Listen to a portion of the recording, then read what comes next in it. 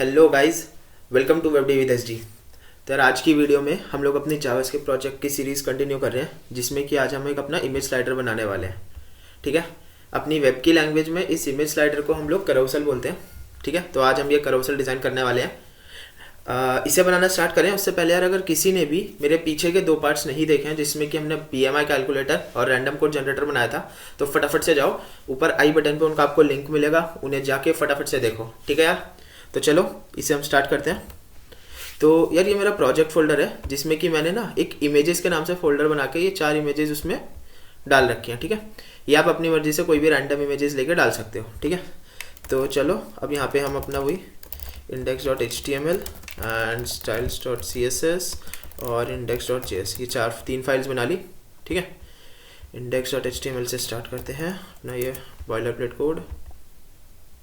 ठीक है, ये रहा, चलो एंड ये मैंने फाइल्स इंपोर्ट कर ली, styles.css और index.js।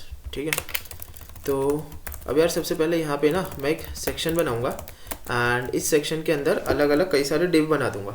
इन डिव में हर एक डिव में अपनी एक एक इमेज डाल दूंगा। ठीक है, इमेजेस में गए, image1 and class they the image की। ठीक है, और चलो इसे भी आएंगे, चलो यहाँ पे एक क्लास दे देते हैं।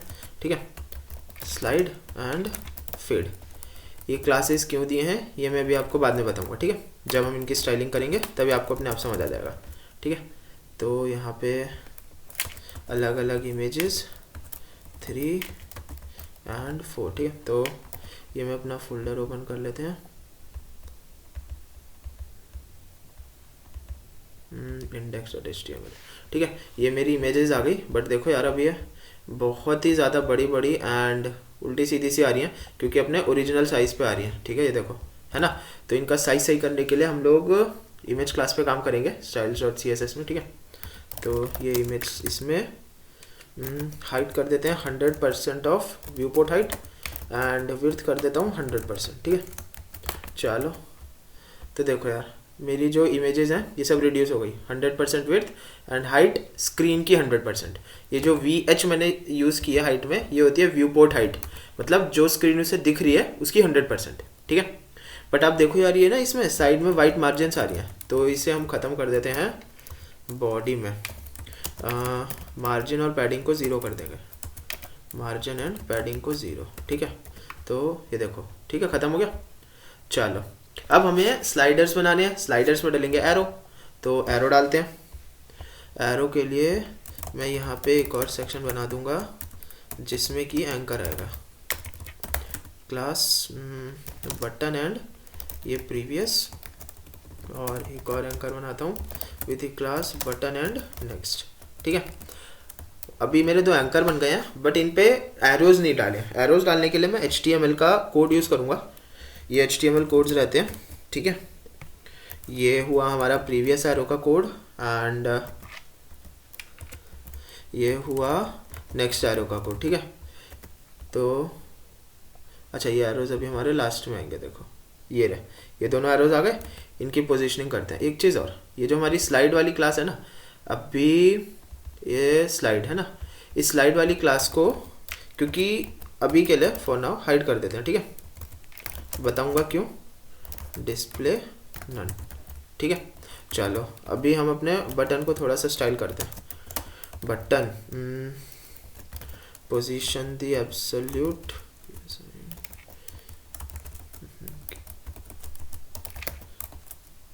पोजीशन एब्सोल्यूट, टॉप से 30%। देखो वो सब हाइड हो गए, दोनों बटन आ गए ना, और थोड़ा सा नीचे लेते हैं यहाँ 45।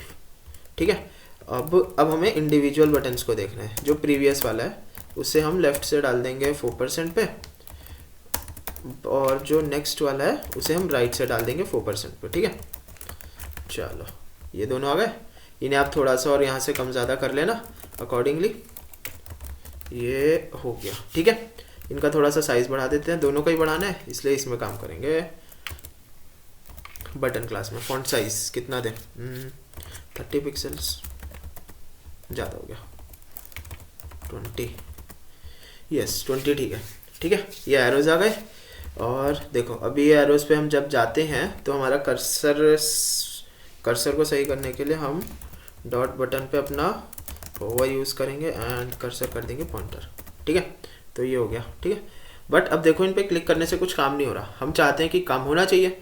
तो उसके लिए हम क्या करेंगे, यहाँ पे जावास्क्रिप्ट का ऑन क्लिक फंक्शन कॉल कर देंगे। ठीक है, कुछ नाम देते हैं चेंज स्लाइड। ठीक है, एंड यही इधर। ठीक है, अब हम ये फंक्शन बनाएंगे अपना जावास्क्रिप्ट में जाके। तो चलते हैं कॉन्स्ट फंक्शन।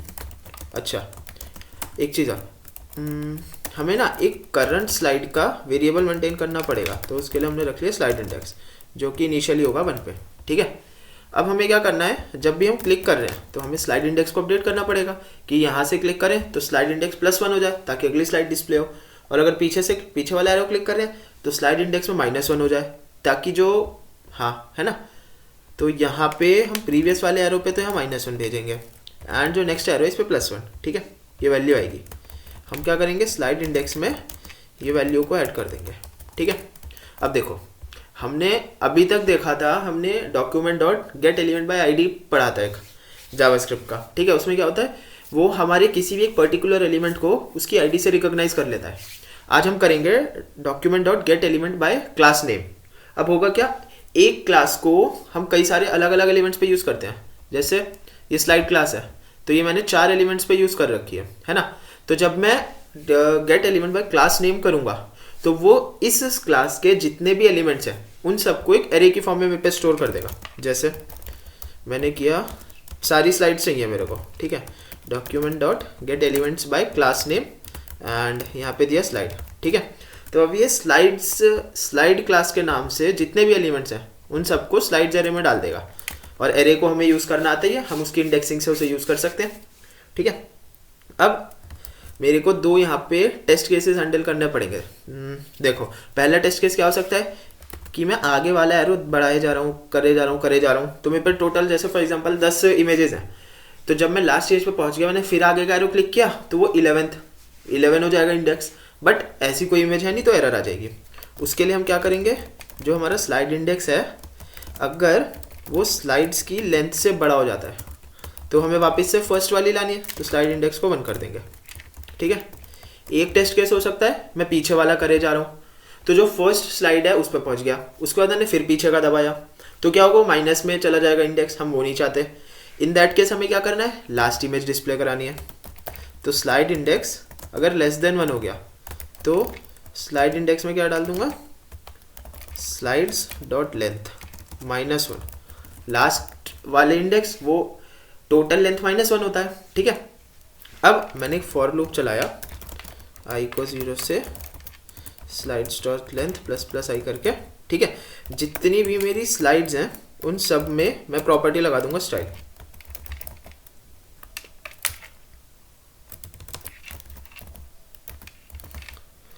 डिस्प्ले सबका नन कर दूंगा इनिशियली। ठीक है, अब जो मेरी करंट, अभी इससे क्या होगा, जो मेरी स्लाइड्स जितनी भी हैं सबकी स्लब डिस्प्ले नहीं होने की एक भी, क्योंकि डिस्प्ले नन कर दिया। मैं चाहता हूँ जो करंट स्लाइड है यानी कि स्लाइड इंडेक्स सिर्फ वो डिस्प्ले हो।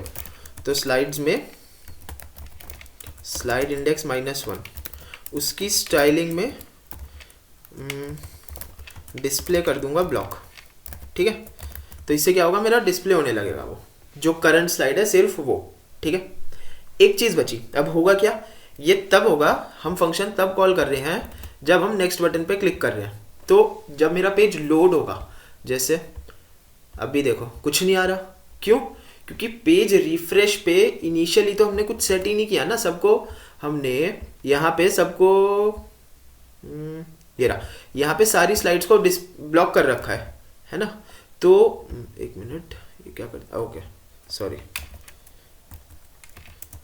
हमने यहाँ पे सारी की सारी स्लाइड्स को ब्लॉक कर रखा है। तो होगा क्या, कोई सी भी स्लाइड विजिबल ही नहीं है।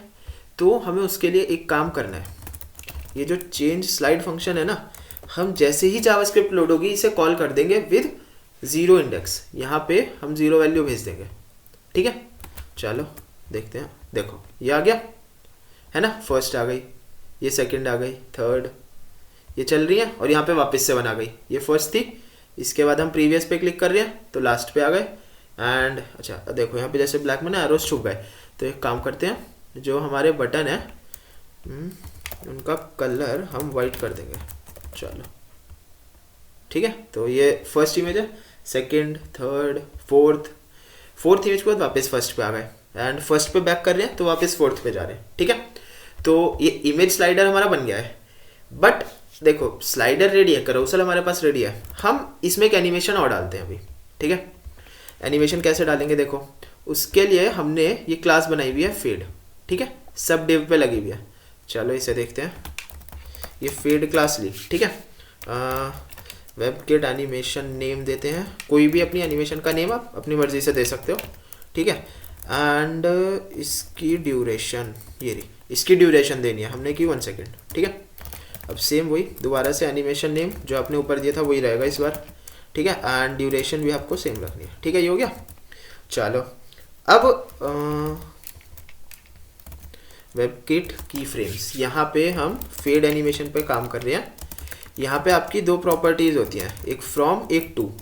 आपको इनिशियल स्टाइलिंग देनी है। इनिशियली मैंने कहा ओपेसिटी 0 ले लो, एंड एनिमेशन फिनिश होने पे ओपेसिटी 1 कर दो। ठीक है, तो ये ओपेसिटी 0 से जाएगा ओपेसिटी 1 तक 1 सेकेंड में। ठीक है, क्योंकि हमने ड्यूरेशन दी थी 1 सेकेंड। ठीक है, ये इनिशियल होंगी सारी ये वाली इनिशियल प्रॉपर्टीज है मेरी, फ्रॉम वाली, टू वाली फाइनल, एंड ड्यूरेशन हो गई 1 सेकेंड। ठीक है, बट ये भी कंप्लीटली काम नहीं करेगी, हमें एक चीज़ और करनी है, की फ्रेम्स कर देते हैं फेड, और सेम रहेगा। ठीक है, from end to property same, opacity 1 from end to opacity 0। ठीक है, अब बढ़िया काम करेगा ये, देखो। चलो देखो, ओके, एनिमेशन में थोड़ी सी गड़बड़ क्यों हो रही है?